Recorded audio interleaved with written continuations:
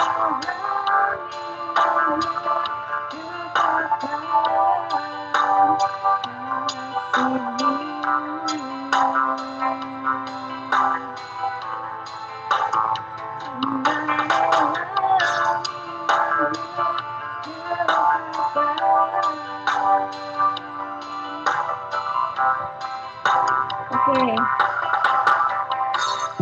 Yuk, kakak akan mimpin dalam doa ya. Sama-sama kita akan berdoa. Mari kita berdoa. Bapa yang kami muliakan, dalam Tuhan Yesus Kristus, terima kasih Tuhan Yesus. Kami sangat-sangat mengucap syukur Tuhan jikalau saat ini kami akan bersama-sama mendengarkan firman Tuhan. Kiranya Tuhan sertai kami, Tuhan berkati kami. Tuhan juga senantiasa menyertai Kak Besi yang akan menyampaikan firman Tuhan. Tuhan tuntun, Tuhan pimpin agar bisa menyampaikan firman-Mu dengan baik dan kami juga bisa mendengarkan firman-Mu dengan baik.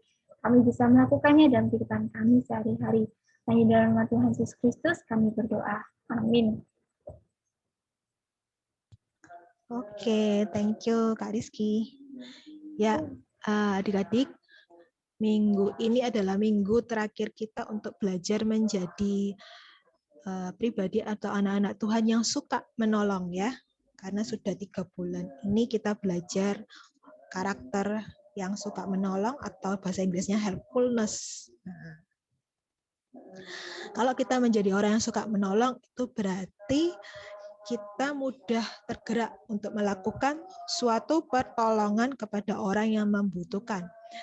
Jadi suka menolong adalah kesediaan dan kesigapan, jadi kamu sigap untuk memberikan berbagai bentuk pertolongan sesuai dengan kebutuhan ya. Jadi ada keinginan menolong itu didasarkan atas kasih dan belas kasihan untuk seseorang ya, supaya jadi ketika kita punya karakter suka menolong itu berarti kita punya ada kasih dan belas kasihan kepada orang lain, supaya orang lain itu bebannya jadi terkurangi ya. Nah, dari mana sih kita dapat dorongan kasih sama belas kasihan itu? Tentu saja dari kasih Allah. Kasih yang mendorong kita untuk menolong orang yang membutuhkan ya. Nah, baik itu melalui kata-kata, ya nasihat, penghiburan, juga perbuatan. Ya, beberapa minggu lalu Kak Pre mengajarkan kita untuk menolong siapa aja. Ada yang tahu, ada 4. Kalau ada yang masih ingat, kita tuh harus menolong siapa aja. Ada 4. Ada yang bisa sebutkan? Ya. Ada 4. Kalau hari ini kita menolong orang banyak orang. Sebelum-sebelumnya Kak memberikan pelajaran kita pertama kali menolong siapa yo? Pertama kali lingkungan terkecil. Ada yang bisa jawab? Menolong keluarga. Ya, benar, menolong keluarga. Lalu kemudian menuju menolong. Ada lagi yang bisa jawab?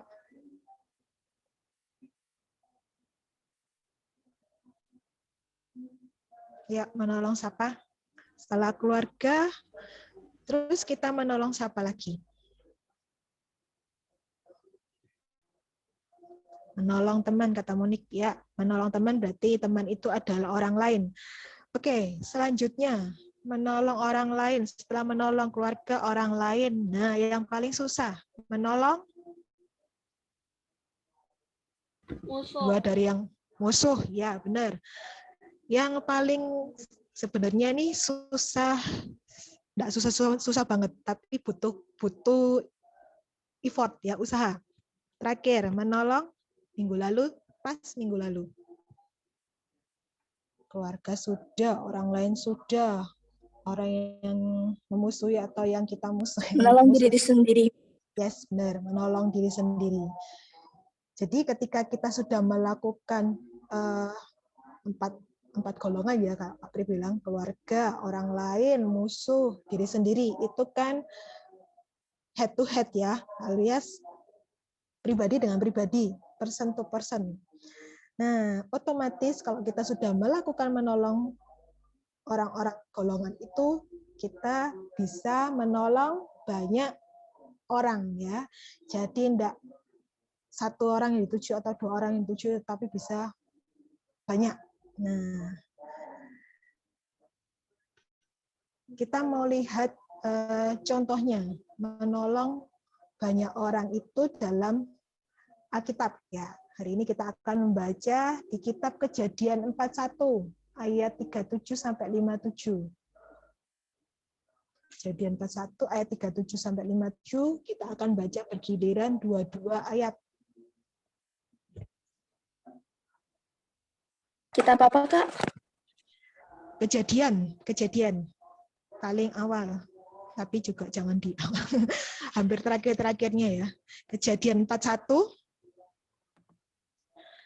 ayat 37 sampai 57. Jadi satu perikop yang judulnya Yusuf di Mesir sebagai penguasa.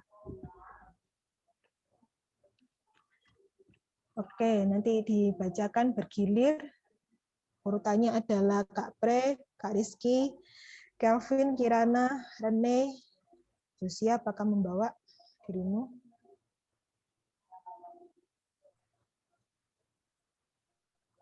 Lalu, jadi Rene, Josia, Kiara, Monik, Risti, Seba ya. Oke, nanti KP akan ulangi lagi. Sudah siap semuanya? Kejadian 41 ayat 37 sampai terakhirnya 57. Akan baca ayat 37. Usul itu dipandang baik oleh Firaun dan oleh semua pegawainya. Lalu berkatalah Firaun kepada para pegawainya, mungkinkah kita mendapat orang seperti ini, seorang yang penuh dengan roh Allah? Kata Firaun kepada Yusuf, oleh karena Allah telah memberitahukan semuanya ini kepadamu, tidaklah ada orang yang demikian berakal budi dan bijaksana seperti engkau. Engkaulah menjadi kuasa atas istanaku, dan kepada perintahmu seluruh rakyatku akan taat. Hanya tahta inilah kelebihanku daripadamu. Selamanya Firaun berkata kepada Yusuf, dengan ini aku melantik engkau menjadi kuasa atas seluruh tanah Mesir. Sesudah itu Firaun menanggalkan cincin meterainya dari jari dan mengenakannya pada jari Yusuf. Dipakaikannya lah kepada Yusuf pakaian daripada kain halus dan digantungkannya kalung emas pada lehernya. Oke. Lanjut, Jesslyn. Kejadian 41 ayat sekarang kamu ayat 43 dan 44. Ketemu, Jess? Kirana. Kejadian 41 ayat kamu mulai 43. 43 44.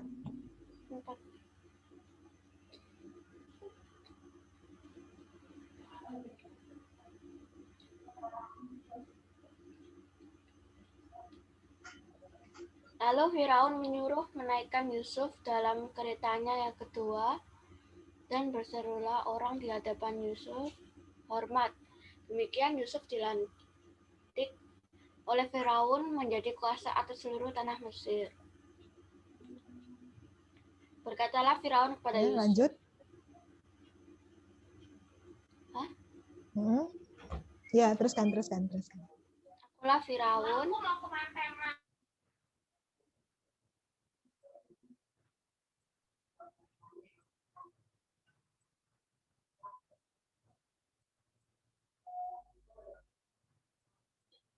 Halo, Jess.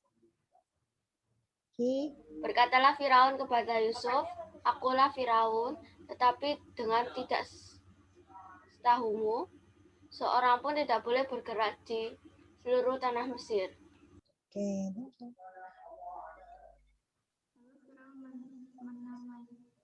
Menamai Yusuf Safnat Paneah serta memberikan Asnat anak Potifera Mengdion kepadanya menjadi istrinya. Demikianlah Yusuf muncul sebagai kuasa atas seluruh tanah Mesir. Yusuf berumur 30 tahun ketika ia menghadap Firaun, raja Mesir itu. Maka pergilah Yusuf dari depan Firaun, lalu dikelilinginya seluruh tanah Mesir.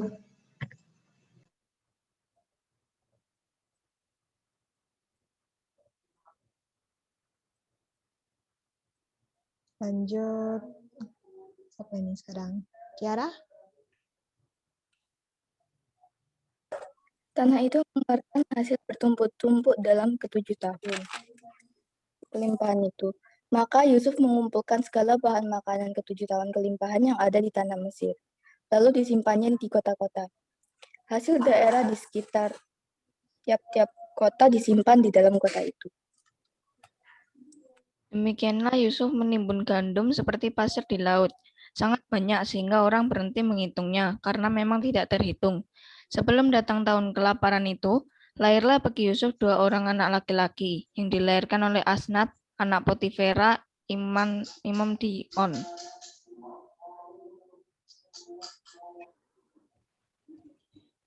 Yusuf memberi nama Manasye kepada anak sulungnya itu sebab katanya Allah telah membuat aku lupa sama sekali kepada kesukaranku dan kepada rumah bapakku.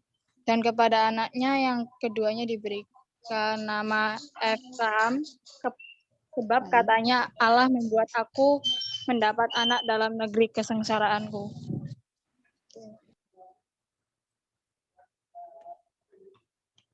Seba?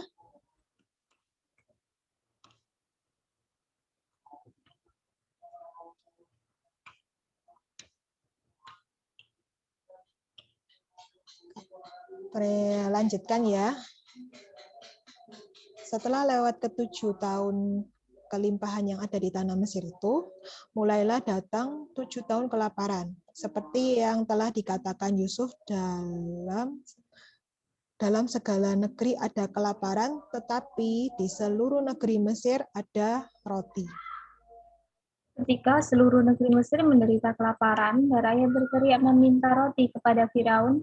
Berkatalah Firaun kepada semua orang Mesir, "Pergilah kepada Yusuf, perbuatlah apa yang akan dikatakannya kepadamu." Kelaparan itu merajalela di seluruh bumi. Maka Yusuf membuka segala lumbung dan menjual gandum kepada orang Mesir, sebab makin hebat kelaparan itu di tanah Mesir. Saya lanjutkan ya, ayat 57. Juga dari seluruh bumi datanglah orang ke Mesir untuk membeli gandum dari Yusuf, sebab hebat kelaparan itu di seluruh bumi. Amin. Oke, thank you semuanya yang telah membaca. Nah, tadi kita sebenarnya kalau mau lihat atau mau lebih jelasnya cerita ini ceritanya adalah kalau dilihat sebelum ayat sebelumnya, kenapa sih Firaun ini begitu percaya kepada Yusuf yang adalah orang asing ya untuk menjadi penguasa di Mesir? Itu ada ceritanya. Jadi ceritanya itu Firaun ini lagi bermimpi, sedang bermimpi. Mimpinya adalah dia di tepi Sungai Nil. Sungai Nil itu adalah sungai di Mesir. Dan di Sungai Nil itu dia lihat ada 7 ekor lembu yang tambun, yang gemuk, sedang makan rumput di tepi sungai. Kemudian juga tampak 7 ekor lembu yang kurus. Nah, lalu tiba-tiba 7 lembu yang kurus ini memakan 7 ekor lembu yang gemuk itu. Nah, waktu itu si Firaunnya kaget, lalu dia tidur lagi. Mimpi yang kedua itu kurang lebih hampir sama.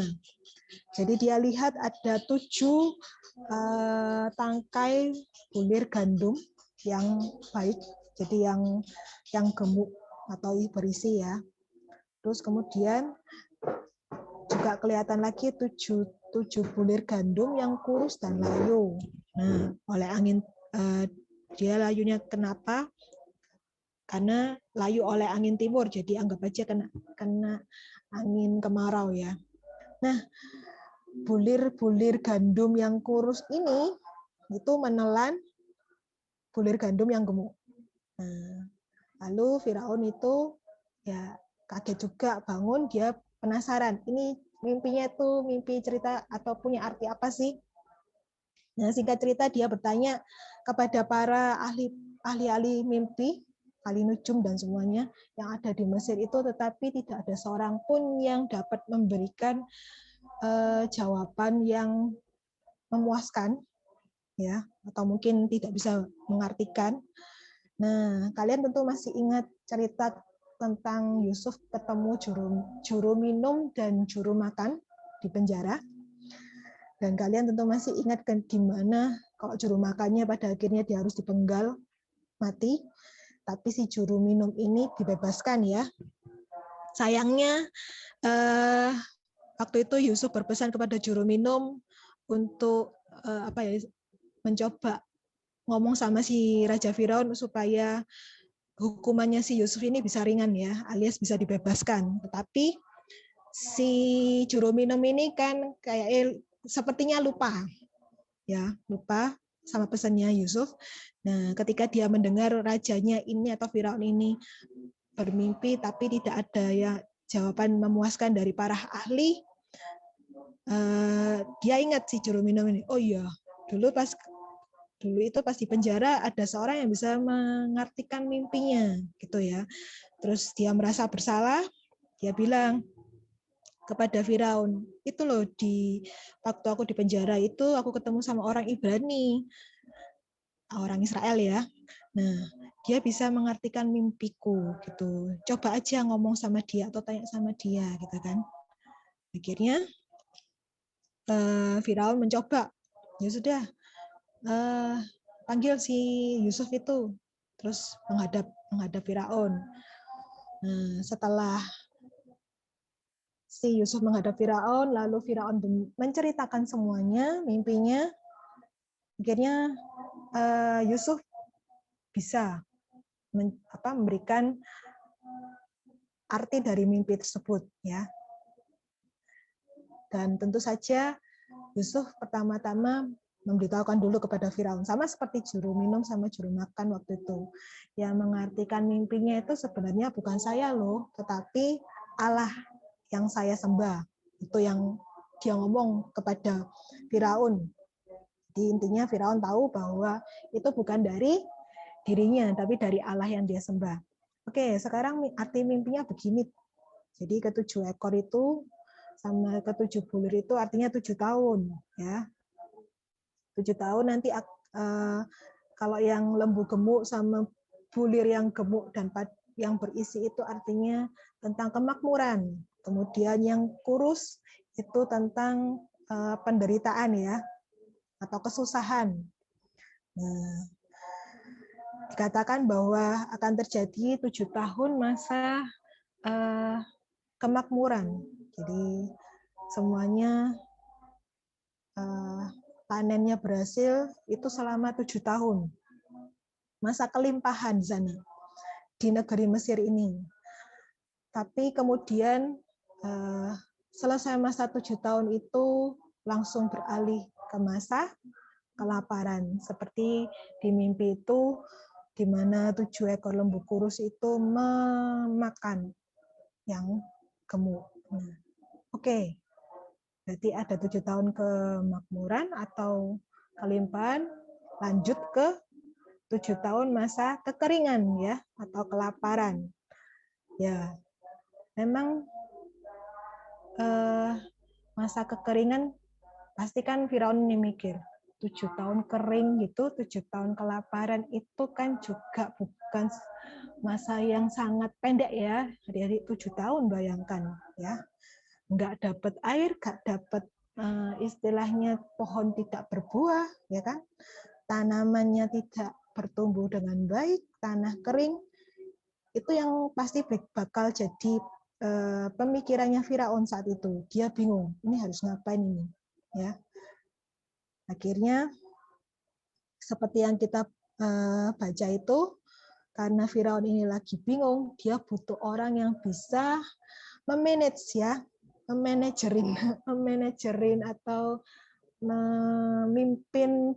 Tentu saja yang pemimpin terbesarnya Firaun, tapi dia butuh asisten manajernya untuk bisa memanage gimana caranya supaya nanti ini bangsaku ini tidak kelaparan, tidak menderita pas masa 7 tahun itu ya.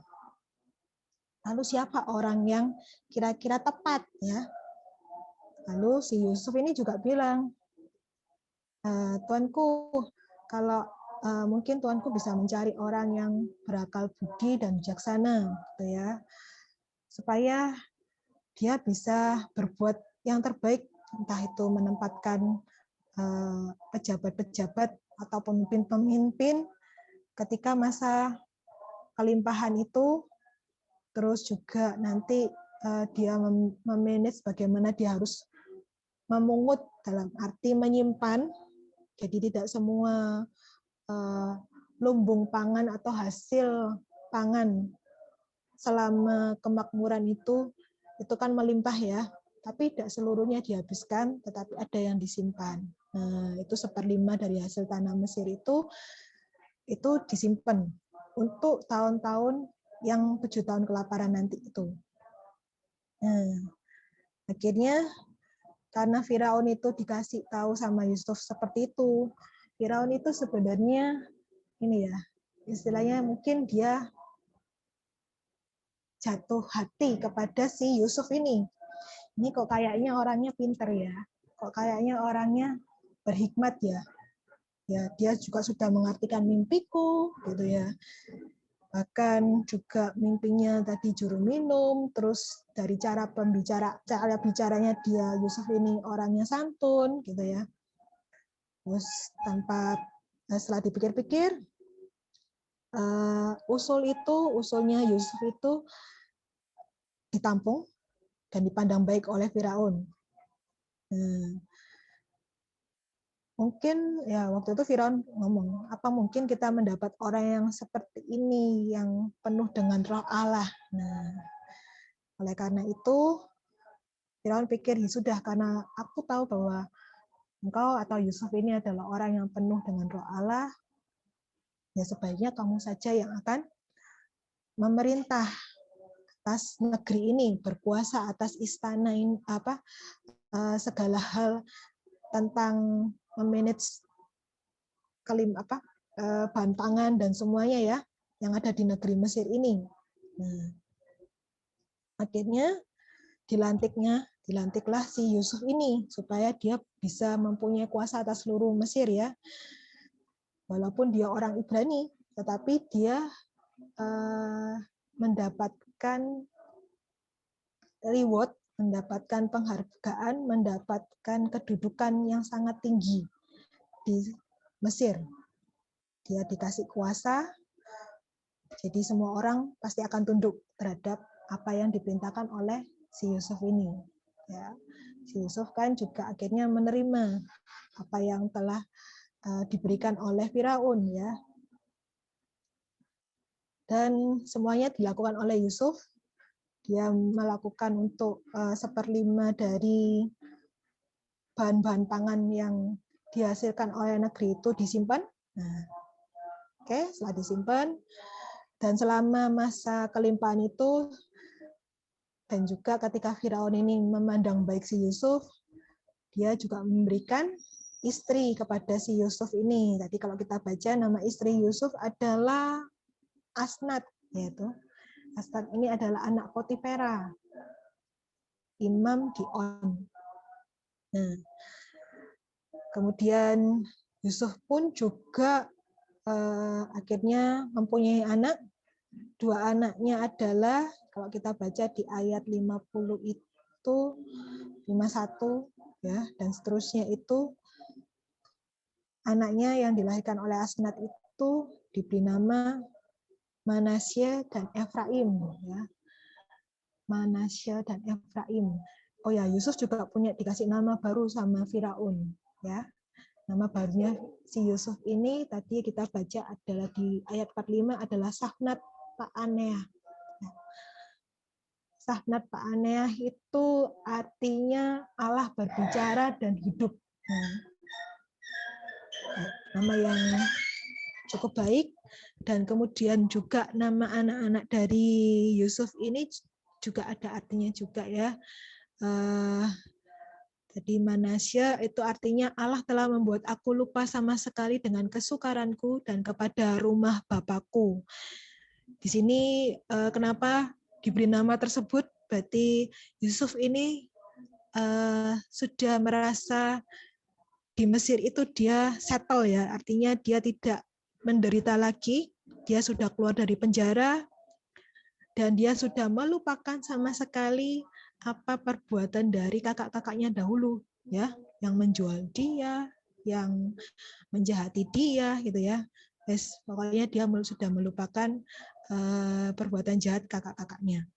Nah, kemudian Efraim itu artinya Allah membuat aku mendapatkan anak di negeri kesengsaraanku.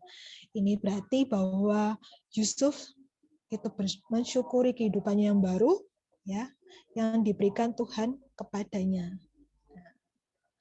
Memang Yusuf ini tidak kebal sama kesengsaraan, tapi justru Tuhanlah, ya, kalau kita lihat secara lengkap kisah Yusuf ini, Tuhan itu memiliki rencana yang indah buat si Yusuf ini. Yusuf mengalami masa menderita ketika dia dijual, kemudian ketika dia waktu itu sama istrinya Potifar itu dia akhirnya dijebloskan ke penjara, ya, difitnah. Lalu tentu saja di penjara dia lama. Dia minta tolong sama juru minum, ya tidak dikasih tolong, dan akhirnya ketepatan si Firaun ini butuh ahli mimpi, ya untung aja si juru minum ini ingat sama Yusuf, baru Yusuf ini bisa keluar dari penjara. Memang suatu hal yang tidak terduga ya, di penjara beberapa lama itu Yusuf mungkin tidak tahu ya, mungkin dia merasa wes hidupku paling di penjara tok ya.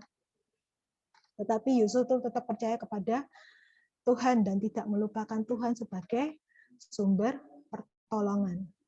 Ya, Yusuf ini bisa dikatakan sebagai salah satu tokoh ya yang suka menolong, ya kan? Dia suka menolong juru makanan dan juru minum. Tentu saja dia juga menolong semua orang yang ada di penjara waktu itu, ya.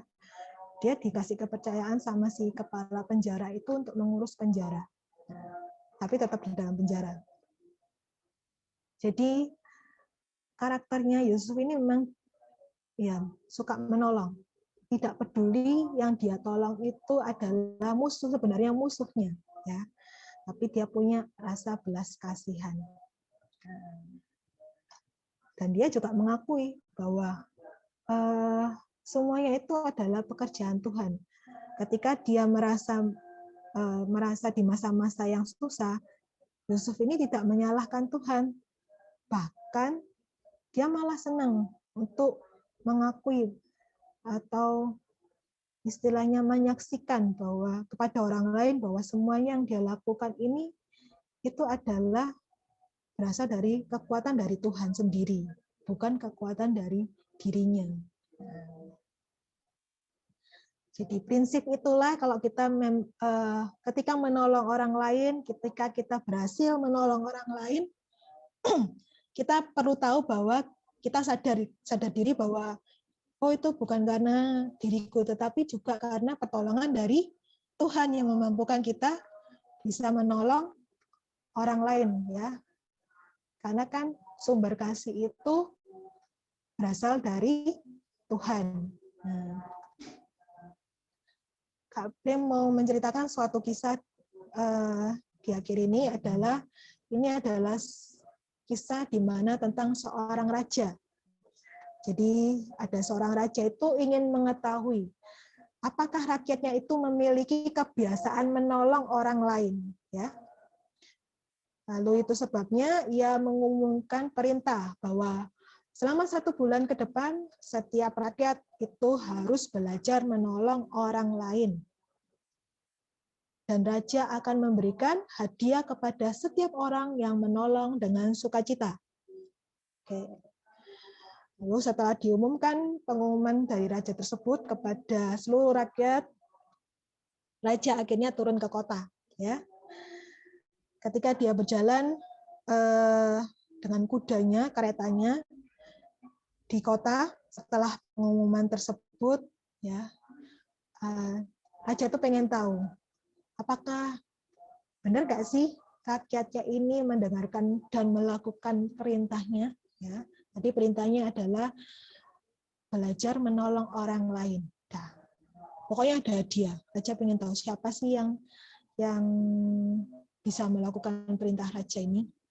Nah, ketika raja itu turun dari keretanya, wah, banyak orang tuh menolong raja, tetapi secara berlebihan. Ya. Jadi raja ini saking ketika banyak orang nolongin dia, raja bingung. Kan dia nggak tahu ini siapa yang benar-benar menolong dia dengan tulus, ya kan? Atau jangan-jangan rakyat ini mau menolong raja karena ada iming-iming hadiah. Nah, jadi raja pasti punya apa ya, prasangka gitu. Ini jangan-jangan rakyat ini mau menolong pas ada aku datang, gitu kan? Pas raja ini datang, pas raja ini ke kota. Tapi kalau misalnya aku atau raja ini sudah balik ke istana, jangan-jangan rakyatnya ini malah tidak melakukan perintahnya, gitu ya, yaitu menolong orang lain. Nah, bagaimana bisa tahu bahwa rakyat ini benar-benar tulus menolong? Raja akhirnya berpikir, setelah dipikir-pikir mungkin cara yang kemarin tuh salah. Nah, ini adalah cara kedua. Mungkin aku mesti keluar tanpa sepengetahuan orang-orang di istana, ya kan? Dan mungkin ia harus mengubah penampilannya. Jadi ia tidak boleh tidak memakai atribut kerajaan. Ia mengganti pakaiannya dengan pakaian compang-camping, lalu juga mahkotanya ditinggalkan di kerajaan. Nah, pokoknya diam-diam dia harus keluar dari istana tanpa ada seorang pun yang tahu. Mungkin itu bisa melihat apakah benar sih rakyatnya ini melakukan perintah raja. Oke, si raja itu pun akhirnya keluar, berhasil diam-diam, tidak ada orang yang tahu. Ia jalan ke kota, tentu saja ia tidak membawa apapun, ya kan? Terus lupa, enggak bawa uang, enggak bawa apa, namanya juga dia berperan sebagai orang yang miskin, ya, bajunya compang-camping masa bawa uang, gitu kan? Ia mulai kelaparan. Lalu ketemu sama seorang pemuda. Dia ingat pemuda ini pernah nolongin dia waktu turun dari keretanya. Jadi dia ingat wajahnya. Rasanya dia pernah nolong nih. Nah, si pemuda ini lagi makan roti. Ketika si raja ini melihat pemuda itu lagi makan roti, dia datang ke pemuda itu dengan benar-benar kelaparan, ya. Dia minta tolong bagikan dong rotinya, saya ini lapar, saya butuh makan, bisakah membagikan sedikit? Apa yang terjadi? Pemuda itu justru makin menghabiskan rotinya. Ya. Lalu si raja ini mencoba sekali lagi. Mungkin si pemuda ini memang lagi kelaparan mungkin, ya. Si raja ini karena juga kehausan, dia juga minta minum, ya. Nah, dia minta minum, tetapi si pemuda ini sudah menghilang. Waduh, kemana? Dia minta minum. Terus dia berjalan, dia ketemu dengan seorang ibu. Orang ibu ini, si ibu ini dia ingat oh rasanya waktu dulu tuh turun dari kereta itu si ibu ini ngasih aku minuman. Coba sih tak hampiri lagi gitu ya, pikir si raja. Mungkin aku minta dia bisa memberikan minuman gitu. Nah, ketika si raja ini datang kepada si ibu ini dan si raja ini meminta minuman, kalian tahu ibu ini malah mencuekkan si raja ini. Ya, dia pura-pura gak dengar gitu ya. Bahkan merasa oh orang ini kok compang-camping ya, apa pikir dia pengen ngerampok gitu kan. Nah, akhirnya si ibu ini pergi. Waduh, si raja ini makin lemes ya, sudah lapar, sudah haus ya. Akhirnya sudah tidak tahan lagi, si raja ini pingsan ya, tergeletak di pinggir jalan. Tiba-tiba ada seorang anak yang duduk di sebelahnya. Nah, anak ini tidak tahu kenapa ujuk-ujuk duduk gitu ya di dekatnya si raja ini, yang compang-camping, yang ya tergeletak gitu. Dan si anak ini cerita, dia menceritakan bahwa dia suka sama perintah raja agar rakyatnya saling menolong, gitu ya. Jadi waktu raja itu memerintahkan perintah tersebut, bapak ibunya itu memberikan dia 2 roti untuk dia bawa dan 2 minuman untuk dia bawa. Biasanya itu cuma 1 roti 1 minuman gitu. Tetapi ayah ibunya itu malah membawakan dia 2 roti 2 minuman. Nah, ayah ibunya ini pesan, ini sesuai dengan perintah raja loh nak. Jadi kamu harus menolong orang lain, bisa menolong orang lain. Kalau kamu ketemu orang lain yang butuh makan, kamu kasih ini. Makanya tak kasih 2. Untuk minum, kamu kasih 1 ya. Makanya kamu tak kasih 2. Jadi 1 untuk kamu, 1 untuk orang lain. Ya. Itu nasihat dari ayah ibunya. Oleh karena itu, si anak itu pun memberikan roti dan minuman itu kepada raja tersebut. Raja penasaran. Nak, siapa sih orang tuamu? Kok kayaknya baik gitu ya? Nah, terus si anak ini mengatakan, oh orang tuaku, ayah ibuku itu kerja jadi tukang sapu di kerajaan. Nah, raja pun terkejut. Kok bisa ayah ibumu melakukan hal tersebut gitu?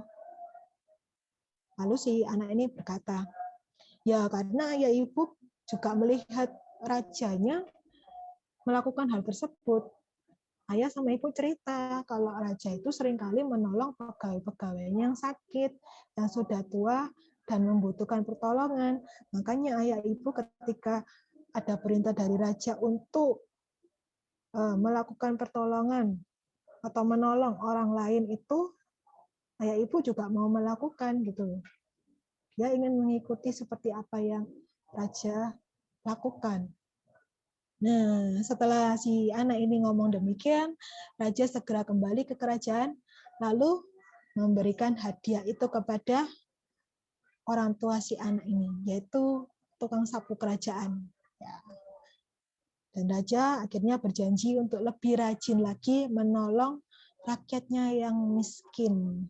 Nah, dari cerita tersebut, kita tahu bahwa raja ini memberikan teladan yang sangat baik, ya.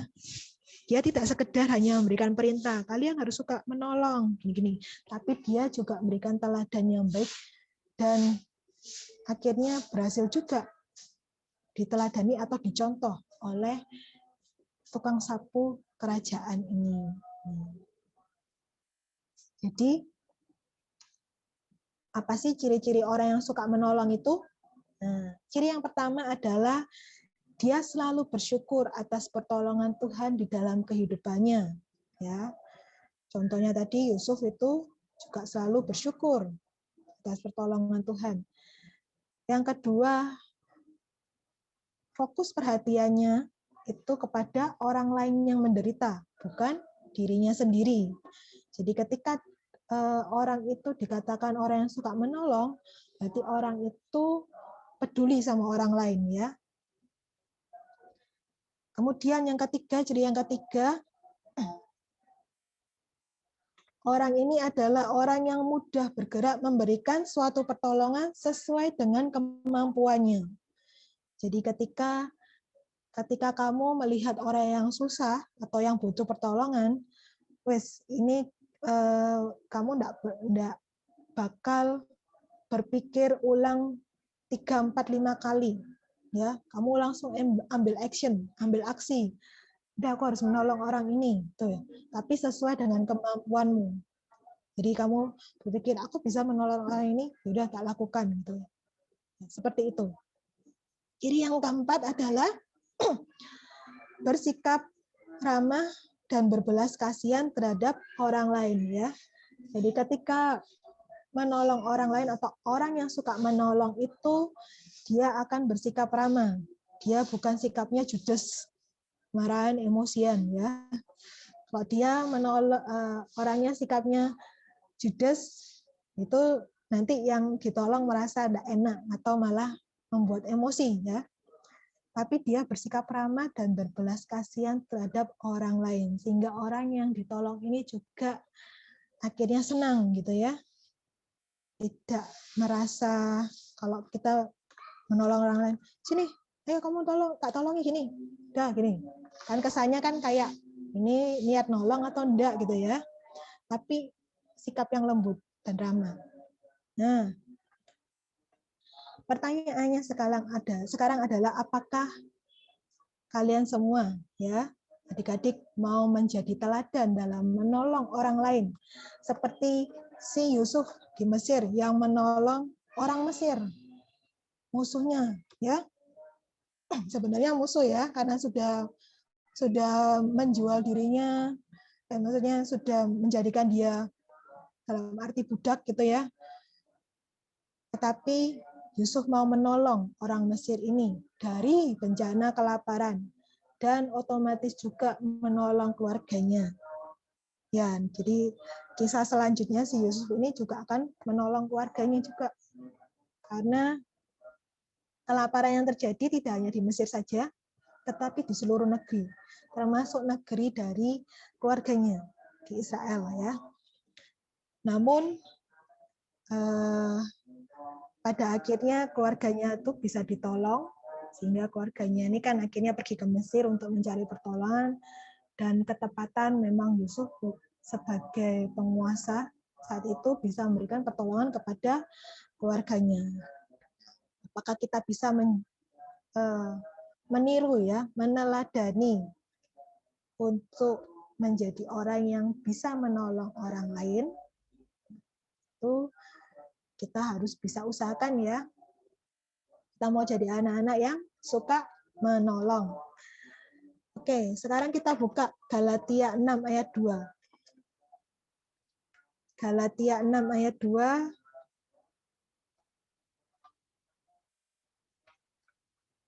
Tolong dibaca sama Monik. Galatia berapa, Kak? Galatia 6 ayat 2.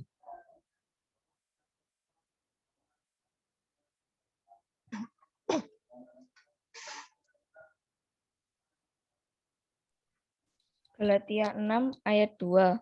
Bertolong-tolonganlah menanggung bebanmu. Demikianlah kamu memenuhi hukum Kristus. Ya. Jadi firman Tuhan juga berkata untuk kita saling menolong, bertolong-tolong, ya. Saling menolong, menanggung bebanmu.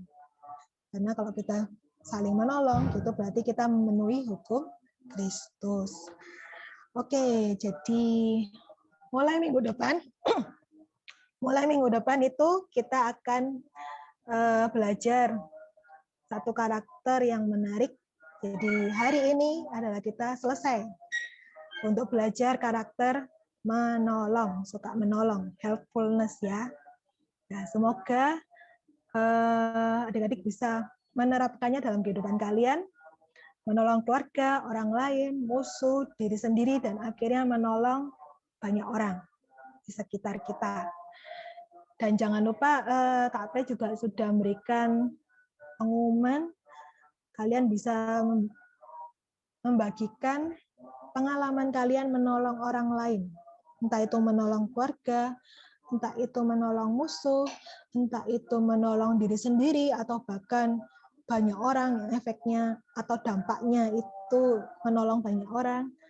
Kalian bisa bagikan itu melalui atau dengan cara memvideokan,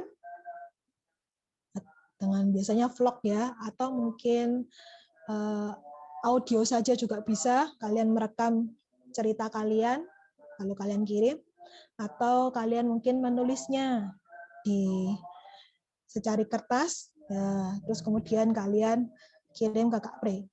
Jadi apapun itu pengalaman yang menurut kalian sangat berkesan, ya. Jadi kalian menceritakan, aku telah menolong nih. Lalu cerita juga, alasanku menolong itu karena ini. Lalu mungkin bisa cerita, pada saat itu ketika menolong, kamu mengalami kesulitan apa misalnya. Terutama kalau menolong musuh ya, pasti akan ada kesulitan apa. Hati kan rasanya gak tentram ya, nolong enggak. Ya, mungkin itu bisa kalian ceritakan. Lalu juga pelajaran apa yang kalian ambil ketika menolong orang tersebut. Ya. Sementara ini Monik memang sudah mengirimkan videonya. Ya, Kak Pre juga menunggu dari kalian yang lain bisa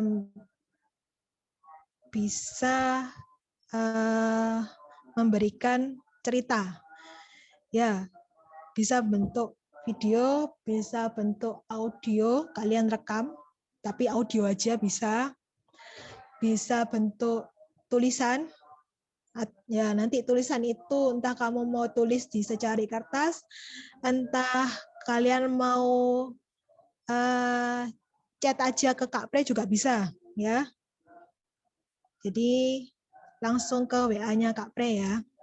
Mau via chat kamu cerita panjang lebar tentang pengalamanmu nggak apa-apa, oke? Ya. Oke, jadi inilah hari ini kita bisa belajar menolong. Selanjutnya Kak Pre berikan ke Kak Rizky. Kak Rizky. Oke, terima kasih Kak Blasi buat firman-nya. Biarlah firman ini bisa kita lakukan dalam kehidupan kita sehari-hari, bukan hanya sebagai pendengar saja, tapi pendengar yang baik adalah melakukan dalam setiap kehidupannya sehari-hari. Oke, untuk meresponi firman Tuhan, mari bersama-sama kita akan pujikan menyenangkanmu.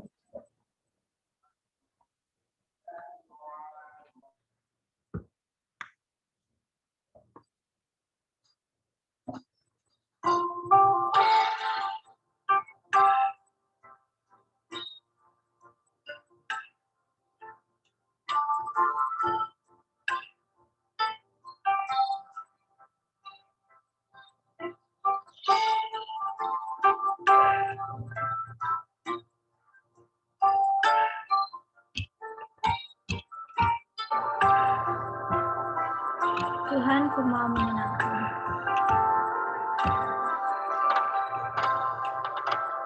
Tuhan, ku mau menyenangkan-Mu. Tuhan, bentuklah hati ini. Dari berjalan kepadamu. Cemerlang bagai kelas murni. Tuhan, ku serahkan hatiku. Semua ku berikan padamu. Kuduskan hingga kudus selalu. Agar aku menyenangkan-Mu.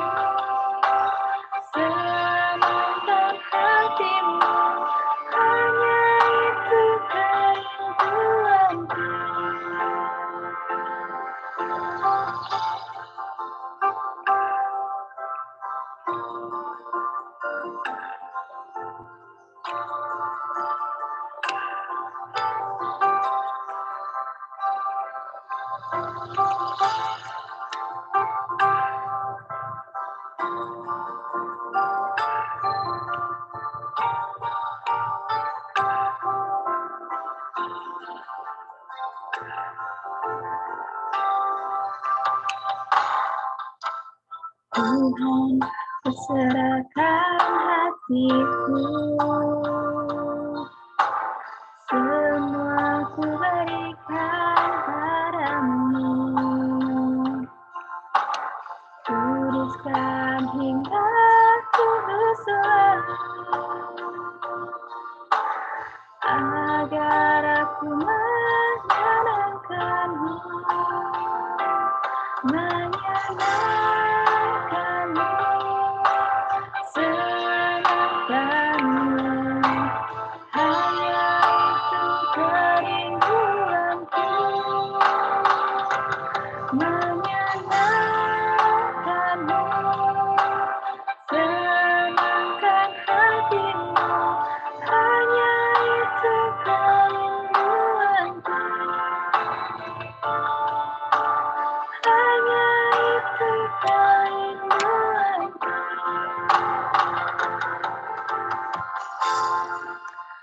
Oke, yuk sebelum pulang, Kak Presi ada pengumuman lain nggak selain yang tadi? Ada pengumuman nih. Karena sebentar lagi kita akan merayakan Paskah, dan tanggal 4 itu dari Minggu Paskah itu nanti kita akan sama-sama ibadah Paskah ya. Ibadah Paskah ini nanti kita akan gabungan. Jadi dengan kelas kecil juga, jamnya adalah jam 10. Ya, via Zoom juga nanti akan live di YouTube.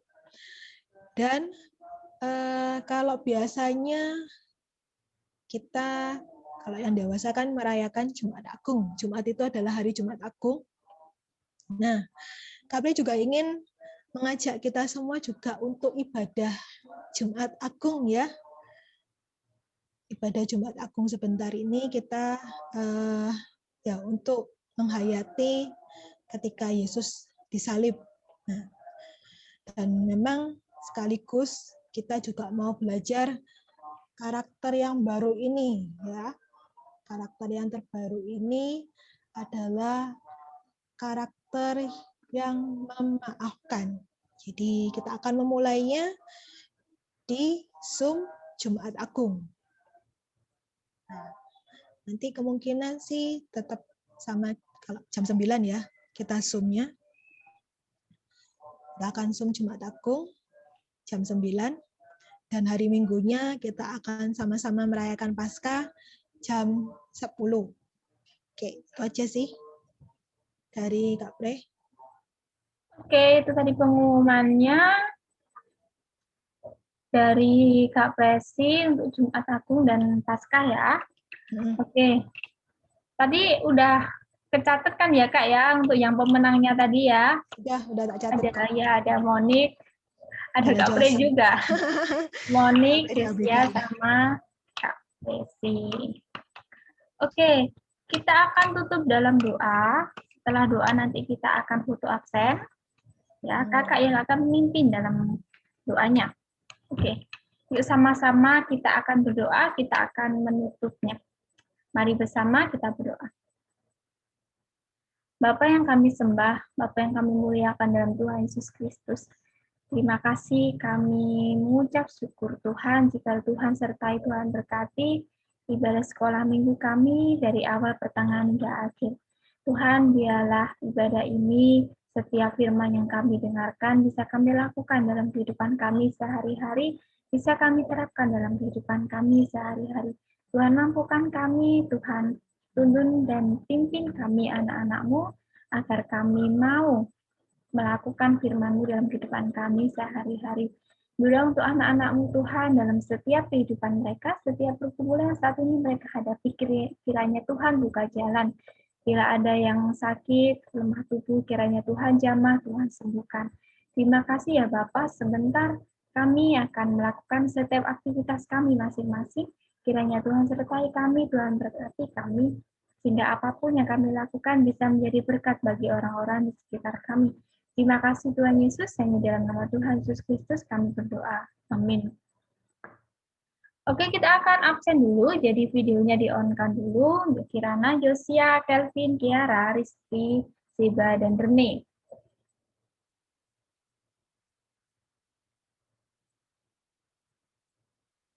Oke. Siba masih ada di tempat nggak? Masih ada di situ? Atau nggak ada? Oke. Yuk, kita akan foto aja. Kayak biasanya ya. Sebentar. Kita akan foto dari sini. Oke, kita akan foto sambil kita keluarkan stiker bebas. Kasih stiker apapun. Oke, kasih stiker sekarang. Oke, Siba. Hai. Yuk kita kasih stiker sekarang.